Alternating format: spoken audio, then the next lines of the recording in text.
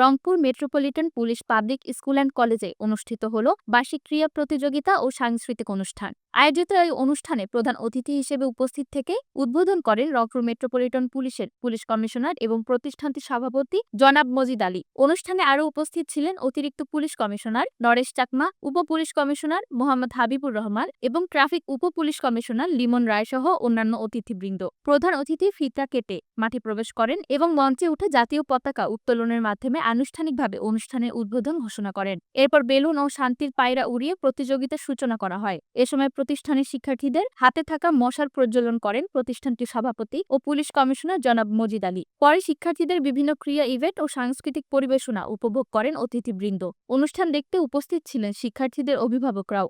উৎসবমুখর পরিবেশে দিনব্যাপী এই আয়োজন শিক্ষার্থী ও দর্শনার্থীদের মাঝে তৈরি করে বাড়তি আনন্দ ও উদ্দীপনা।